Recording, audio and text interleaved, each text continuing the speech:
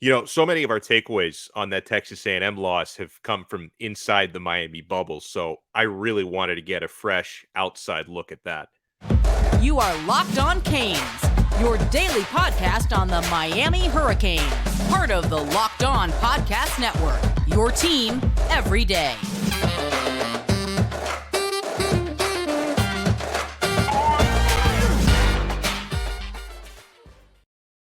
I am Alex Donno, your host. I'm a University of Miami alumnus, longtime South Florida sports radio vet, and contributor to allhurricanes.com. Thank you so much for making Locked On Canes your first listen today. Available free wherever you get your podcasts and available free on YouTube. So we have the luxury here of speaking with somebody who covers Texas A&M. Grant Cameron is nice enough to join us, and you're in the Lone Star State, right, Grant? You're on location there in Texas. Oh, you got to unmute, sir. Yes, I was at the game live. There he is.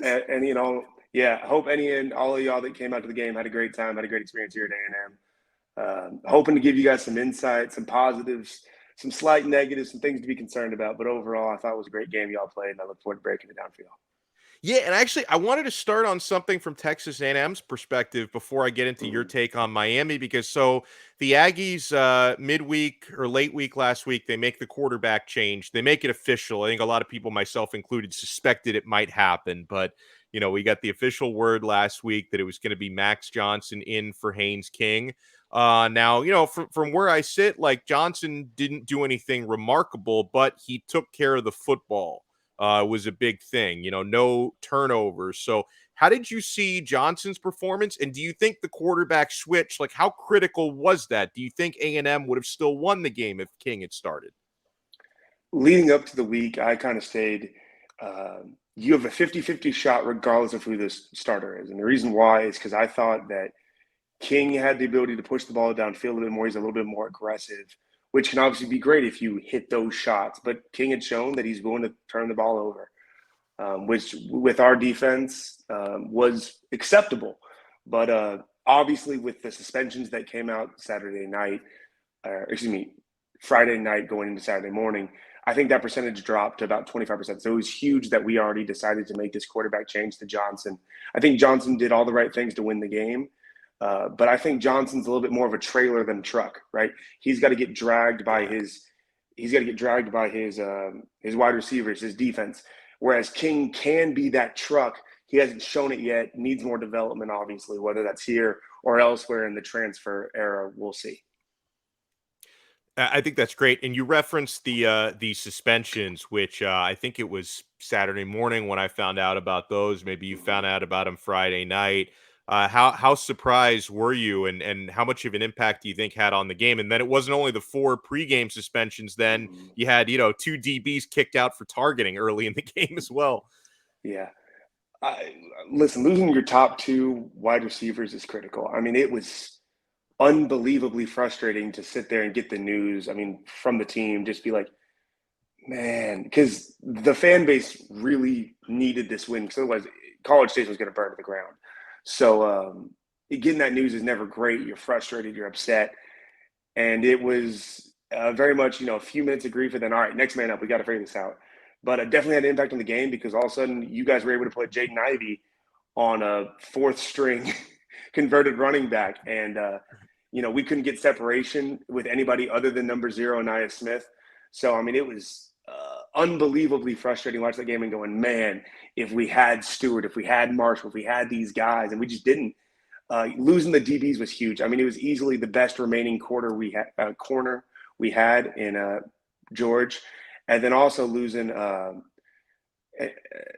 Damani Richardson. I mean, he's the soul of that defense. This guy just makes plays wherever he goes. So it makes you want to talk about targeting and the change that need to be made. But, it impacted the game on a level that was obviously beneficial for Miami and beneficial for us in a weird way, that we got to play some depth pieces and got to see some stars shine in that way as well. Yeah, and you talk about the DB situation from A&M. I think that makes it all the more frustrating how Miami's wide receiver core was just not able to do enough, Grant. And yeah, listen, big storyline heading into the game from the Miami side was Xavier Restrepo suffering an injury because he had been Miami's best receiver up until that point. And now, moving forward, the receiving core is going to be even thinner, having Jacoby George injured in that game, but he did play in that game. And I'd love, because I know you've studied the film and you evaluate this stuff from a football standpoint. I would love your opinion on Miami's passing game, because I think a lot of Hurricanes fans are blaming Tyler Van Dyke a little bit too much. What did you see from the big picture of Miami's passing game? Well, the first things first is Tyler made some errant throws, right? There were Yes. some plays where you're sitting there and you're going, Tyler, why'd you throw that? What were you seeing that made you throw this ball? And there were a few examples of that, and A&M should have taken advantage of those, and we just didn't for one reason or another. And there are some plays where, I think Miami fans will be gracious and say, hey, that was just a good play by A&M's defense. But it's demoralizing to have drops, and it's frustrating not being able to trust wide receivers to make plays. My advice would be these drops are caused by a variety of different things, but a lot of them were made by, when you're watching the film, they're turning their head upfield too quickly. They're not bringing that ball into their arm and securing it and then looking upfield. They're looking upfield a little bit too quickly. And that's a coaching error, right? That's a coaching flaw. And that's something that Mario and the coaching staff at large have to push out of them. And that's something that develops with time. And I trust Cristobal and that coaching staff to get it right. But it reared its ugly head in that game. But I think I think the drops problem should not be the focus of the wide receiver core. Mm. And, specifically for Miami in the red zone, they came away with 0 touchdowns in 5 red zone trips. And, I had a chance to ask the offensive coordinator this week, kind of what happened there, like what transpired in the red zone. Because, watching the game the first time, you see everything that they attempted in the red zone. All the throws were underneath. Nothing was into the end zone. A lot of running plays that just didn't work. So maybe the execution there, a couple design runs for Tyler Van Dyke that kind of looked like they had no chance of working. And the offensive coordinator, mentioned that A&M was, they were dropping 8 into coverage and rushing 3. So I think he was trying to take what the defense gave to him. But did you feel that way? Do you think Miami could have done anything differently in the red zone from a play calling standpoint? With as well as y'all moved the ball, I'm surprised that you didn't continue to do the style of runs that Durkin was allowing. Right. Those being where you motion a wide receiver tight end across the formation pre-snap and then running it up the middle, because that pulls away one of our linebackers, because that's the way the defense is coached. I was surprised to see that basically go away from inside the 20s. And part of that is because the safeties aren't playing as deep anymore, so they're able to fill faster. You saw that with Bryce Anderson, number 1, blowing up that run to the left-hand side. I believe that was second quarter. And obviously that's frustrating to see. But I thought that the defense did what it has always done, which is that bend, don't break mentality. Yeah. And Miami, unfortunately, just didn't have the horses. And what I mean by that is they didn't have the offensive line to get those 2 yards of push when those linebackers and safeties were crashing down. And in the red zone, it's so critical for your offensive line to generate those 2 yards and for the wide receivers to create separation. And that just wasn't happening. I think the play calls were okay. They could have been better because different plays may have had different results. But I think the problem right now is more personnel than coaching. So I would be patient on calling for people's heads. I think that's a great shout. And I got a couple more things to ask Grant about, because I love how analytical he is, and how he studied this game from the other side of it, not from inside the Miami bubble. So I think that's very valuable.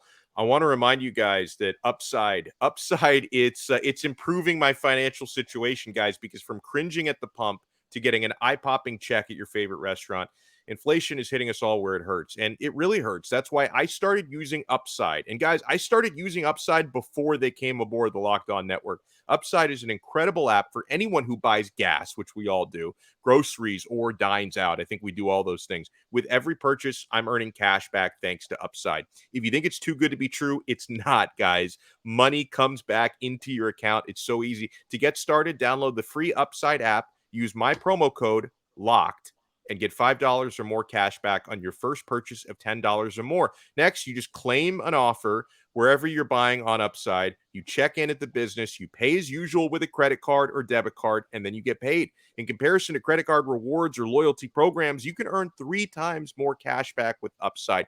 Upside users are earning more than $1 million every week. That's probably why they have a 4.8 star rating on the App Store. Download the free Upside app. Use my promo code LOCKED to get $5 or more cash back on your first purchase of $10 or more. That's $5 or more cash back on your first purchase of $10 or more using promo code LOCKED. And thank you so much for making Locked On Canes your first listen today. Available free wherever you get your podcasts and available free on YouTube. So I like what you said there, Grant, about personnel versus coaching. And it, I think Miami fans would be pleased to hear that, because obviously it's a lot of the same personnel from the previous coaching staff versus a very expensive coaching staff that's just come in to try and turn this around. Was there anything else? Because, we talked about quarterback play in red zone. Anything else, good or bad, that kind of stood out to you about Miami? Maybe anything that surprised you? Because I was a little bit surprised at how well Miami did on the line of scrimmage on both sides of the football. Your trench play was incredible. Offensive line, defensive play, and defensive line was exactly what you want to see, right? The sacks came this week for y'all, and that's awesome, right? That's always what you want to see against the premier opponent. You want to see your guys winning battles, and you guys did a great job of that. I think that you guys have a lot to be excited about in that running back room with Parrish, and I think that you guys have some talent there. My main takeaway from this game is the talent is there. The coaching staff is developing it well, right? And I think that in the first year, your coaching staff should aim to do 3 things. You've got to develop the talent on the roster, right? You should see drastic improvement from players from the year before. And I think even from Tyler Van Dyke, you saw that. You've got to win the games you should. If Vegas says you should win a game, you got to win it. Right. And you should see no big errors. And unfortunately, in this game, you guys had that error.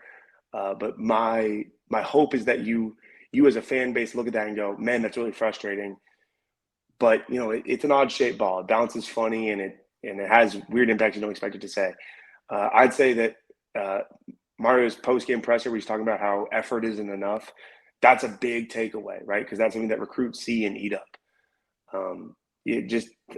I think you guys played a great game. I trust the coaching staff out there to do great, because I think it's a top 10 staff in the country. And it's just about you want to see guys making plays. And I think you guys saw that, and you guys have a lot to look forward to in the years to come. Is there anything like on the flip side, like on a negative, you'd say, hey, Miami maybe should worry about this moving forward, because there's a lot of games left to play? The drops are concerning. You can't run from it. You've got to say something about it. But I would more hesitate to say the routes aren't crisp, right? There's a lot of to use a term that I dislike. There's a lot of beating the drum when they're making breaks, and what that means is when they're coming into their breaks, they're stomping their feet 5-6 times. And what it's creating is it allows DBs who are in bail technique, giving a lot of space to the receiver. It's allowing them to say, oh, there's a break coming, and they can come back down and act on that in route, that out route. And that's why you saw a lot of pass breakups and why it felt like you weren't getting separation, right? And TVD made throws that were perfectly fine. But it was concerning that your wide receivers were unable to make separation consistently unless the scheme was making them open, which that's what scheme should do. Right. But sometimes you've got to say, hey, I need you to just get open on this play. And Miami struggled to do that. And that's a coaching thing, right? Because, the A&M DBs are well coached and they're talented, but you still got to trust the wide receiver to win, because he's the only guy that knows where he's going. The DB doesn't know. And you got to win sometimes. Did that from an A&M standpoint? And I thought you hit on something important, how A&M had to really kind of test their depth with the suspensions and some of the last minute changes. So did that victory, and it was a needed victory coming off the App State game, like does that make you feel a lot better heading into SEC play? Does that raise your confidence level? My expectations for the team really didn't change, because we've seen this year after year. Jimbo overlooks the smaller opponent to look forward to the big game. I mean, if you look last year, we overlooked Mississippi State and beat Bama next week. And so it's I'll say the expectations didn't change. It was a gut check that I think the team needed, especially the younger players. And then the suspensions, I think, kind of caused those young players to say, "Oh, okay, we are a program, right? We are like, if you mess up and make mistakes, it will affect your playing time and the way in which we respond." I thought that the team responded well. Hearing the things I've heard out of this week's practices, I'm really excited for this Arkansas game coming up. I think if you have the free time to tune in, I think it'd be a great game. But I'll say that my expectations didn't change because my expectations were always, 10-2, 11-1. Because when you're in a division with Alabama, you can't expect to go to the SEC championship game. You can expect a challenge for it. You can't expect to win it. So my expectations didn't change, but I'm excited for the rest of the year. I like that a lot. Grant Cameron, I can't thank you enough, man. And if you have anything to promote, social media, anywhere people can find you, go ahead. Absolutely. Well, I'm a pretty private guy. I just kind of follow the team, but I'm always in Twitter Spaces. So if you guys want to come in and get my thoughts on anything, shoot, and I'll give you my best thoughts. Oh man, I can't thank you enough. I think that was awesome. And listen, if anyone was like, I don't know if I want to hear this because maybe it's going to make me feel bad about Miami. No, honestly, I think it probably makes you feel pretty good hearing Grant's perspective. I think the Hurricanes have a lot of good stuff to build on, and Grant, now that Miami's got the Texas A&M matchup in the rear view, I will wish you guys good luck for the rest of the season because I'd love to see the Aggies win some big games and beat Bama again. I enjoyed that last year. Oh, that'd be beautiful. I'll be at that game. So best of luck to the Canes. I wish you guys the best of luck. Beat the hell out of Clemson because Clemson just sucks. So do what you got to do to them. But big test coming up against those Blue Raiders in Middle Tennessee. So do what you got to do, get healed up, and get ready for conference play. I love it, guys. And thank everyone for tuning in. Make sure you make Locked On ACC your second listen. I'm going to be on the Thursday episode, as I am now every week, with Candace Cooper. Thank you for making us your first. Make sure you subscribe on all our podcast channels and on YouTube. We'll talk to you again next time on another episode of Locked On Canes, part of the awesome Locked On Podcast Network, your team every day.